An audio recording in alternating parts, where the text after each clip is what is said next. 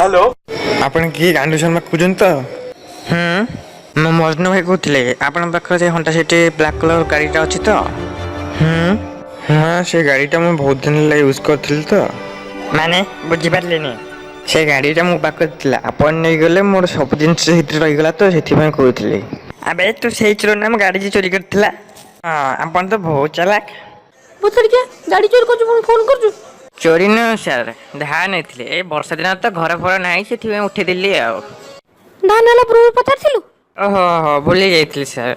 Sorry sir, I M so sorry. ମୋ ଜିନିଷଟା ମୋତେ ଖାଲି ଫେରାଇ ଦିଅ। ପାଗଳ ହେଇଗଲା କଣ? ପାଗଳ କଣ? ତମକୁ ତ ତମ ଗାଡ଼ି ମିଳିଗଲା, ମୋତେ କ'ଣ ମିଳିଲା? ମୋର ଗୋଟେ ବୋଲ ଚଢ଼ି ଆପଣ ନେଇଗଲେ। ବାହାରେ କେତେ ଥଣ୍ଡା ହେଉଛି ଆପଣ ଜାଣିଛନ୍ତି ତ? ମୁଁ କ'ଣ କରିବି? ଭସାଣିକା ରେ ଦେଖାଅ, ଗାଣ୍ଡିରେ ଚଢ଼ି ପୁରେଇଦେବି। ମୁଁ ସମ୍ମାନରେ କଥା ହେଉଛି, ଆପଣ ମୋ ସହିତ ସମ୍ମାନରେ କଥା ହୁଅନ୍ତୁ। ଭସାଣିକା, ତୁ ଗାଡ଼ି କ'ଣ ପାଇଁ ଚୋରି କଲୁ? ଆକ୍ଚୁଆଲି ଗାଡ଼ିଟା ବହୁତ ସୁନ୍ଦର ଥିଲା ତ, ସେଥିପାଇଁ ନେଇଗଲି ଆଉ। ମୋ ସ୍ତ୍ରୀ ବହୁତ ସୁନ୍ଦର।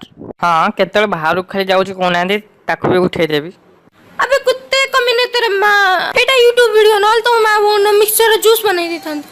ଓକେ ସାର୍, ଯାହା ହେଲା ହେଲା, ଆପଣ ମୋ ଚଳିଟା ଖାଲି ଫେରାଇ ଦିଅନ୍ତୁ। ତୁ ଚଢ଼ିକି ଆଜି ନିଆଁ ଲଗେଇଦେବି। ନାହିଁ ସାର୍, ସେମିତି କୁହନ୍ତୁନି। ମୋର 5ଟା ଛୁଆ, 2ଟା ସ୍ତ୍ରୀ, ସେ ଗୋଟିଏ ଚଢ଼ିକି ଧୋଇକି ଆମେ ପିନ୍ଧୁ। ଯା ବେ, don't tell me story. Please sir, please ମୋ କଥା ବୁଝନ୍ତୁ sir, please sir. Abe get out ବେ। ଭାଇମାନେ ସବସ୍କ୍ରାଇବ୍ ମାର।